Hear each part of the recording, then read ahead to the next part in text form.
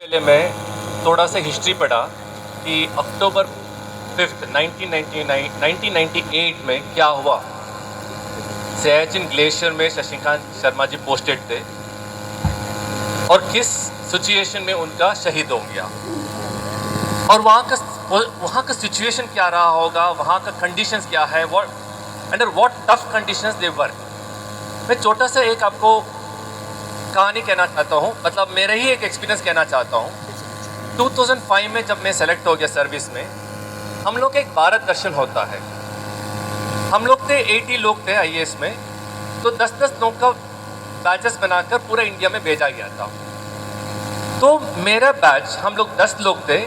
North Sikkim का China India border में हम लोग को जाकर देखना था कि किस कंडीशन में वहाँ पर जवान पोस्टेड रहता है, किस कंडीशन में जवान हमारा सीमा को रक्षा करते हैं, राइट। तो नॉर्थ सिक्किम जाने से पहले हम लोगों को गैंगटॉक जाना पड़ा, सिक्किम का कैपिटल है, क्योंकि वहाँ पर जिस जगह पर हमको जाना था वो 19,000 फीट था। रूट पे सारा का सारा जितने भी झरना था, सारा का सारा झरना फ्रीज हो चुका था, मतलब -19 -20 डिग्री टेम्परेचर था। तो तुरंत वहाँ जाना बहुत डेंजरस था।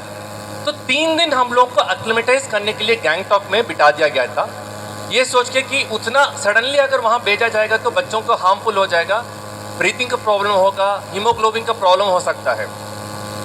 तो 3 दिन जब हम लोग गैंगटॉक में एक्लिमेटाइज हुआ तो एक ट्रक आया, तो हम लोग 10 जन थे सर। तो हम लोग को स्पेशल यूनिफॉर्म दिया गया, वो उस जो कंडीशन में -19 कंडीशन में किस तरह का जो जैकेट और जिस तरह का जो थर्मल्स और शूज़ जो हमारा जवान पहनते हैं ना, उसी तरह का हमको भी ड्रेस दिया गया था। तो हम लोग चल पड़े गैंगटॉक से। 16 आवर्स का जर्नी था, 16 आवर्स का journey. Finally we reached by 4 o'clock we reached. सुबह जल्दी शुरू कर दिया, सुबह 4 बजे शुरू किया। पूरा पहाड़ी था। जैसे वहाँ पर पहुँचे हम लोग, लेट मी टेल यू, हम लोग पेपर में पढ़ते, फोटोज़ में देखते, वीडियोज़ में देखते, एक्चुअल में वहाँ किसी को एंट्री नहीं है, क्योंकि हम लोग भारत के सेवा में थे, इंडियन एडमिनिस्ट्रेटिव सर्विस में। सिर्फ हम लोगों को चांस है वहाँ पर जाकर देखने के लिए। बाकी आप लोग सुन सकते, दे सकते हो, वहाँ किसी को अलाउड भी नहीं है। वहाँ चाइना का बॉर्डर, वहाँ चाइना है और इस साइड हम लोग हैं। दूर दूर तक कोई पेड़ नहीं है, कोई जानवर नहीं, कोई सोल नहीं, एक भी आत्मा नहीं है, सिर्फ हमारा जवान ही है। और छोटा छोटा बंकर्स में उन लोगों को रहना होता है। वह जाते विदिन हाफ एन आवर हम लोग 10 जन थे, 4 जन को ब्रीथिंग का प्रॉब्लम शुरू हो गया। तुरंत उनको ऑक्सीजन डालना पड़ा। 2 लोगों को जो भी रहा होगा, पेट हमेशा, टेम्परेचर जब लो होता है पेट हमेशा शिवर होता रहता है। पेट शिवरिंग की वजह से 2 लोगों का डायरिया शुरू हो गया, राइट। तो जो कमेंट करते थे पूरा उस यूनिट को, उनको डर लग गया कि बच्चों को कुछ प्रॉब्लम हो जाएगा तो नेशनल न्यूज़ बन जाएगा, 10 IAS ऑफिसर को कुछ हो जाएगा। हम लोग को 2 घंटे वहाँ भीड़ में बिठा दिया एंड हम लोग को कॉफ़ी चाय पिला दिया, तुरंत हम रवाना कर दिया। लेकिन उन 2 घंटे में हम लोग को ले जाके चाइना बॉर्डर दिखाया, और जिस बंकर्स में हमारा जवान रहते हैं, लेट मी टेल यू,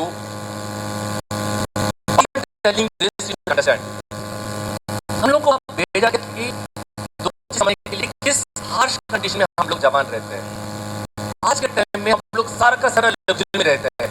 आधा घंटा समर में अगर पावर हो जाता है, हम लोग कंप्लेन करते हैं कि यूपीपीसीएल क्या कर दिया, पावर नहीं है, एसी का नहीं चल रहा है।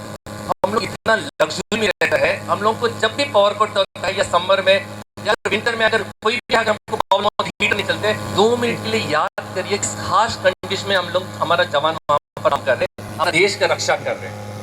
एक तो उनका कंडीशन समझने के लिए हम लोग गए, और उसी दिन मैंने तय किया, क्योंकि एज IAS ऑफिसर हम लोग कलेक्टर बन के जिले में पोस्टेड रहते हैं।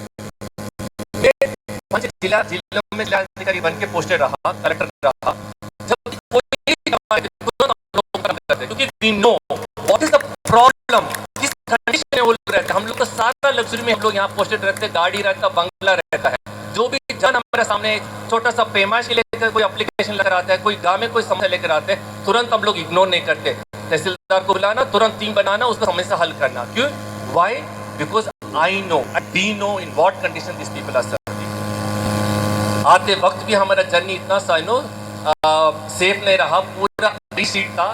कभी भी हमें ट्रक स्लिप होकर पाताल में गिर सकता था, लेकिन गॉड ब्लेस कुछ नहीं हुआ।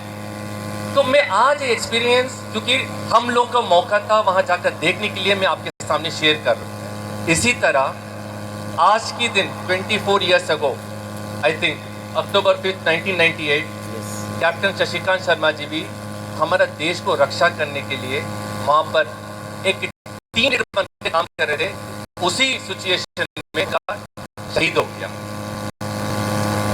Why am I remembering once again this thing is, जितने भी वहां पर जो क्रिकेट टूर्नामेंट पार्टिसिपेट करने के लिए बच्चे हैं, इस चीज को सुनना है।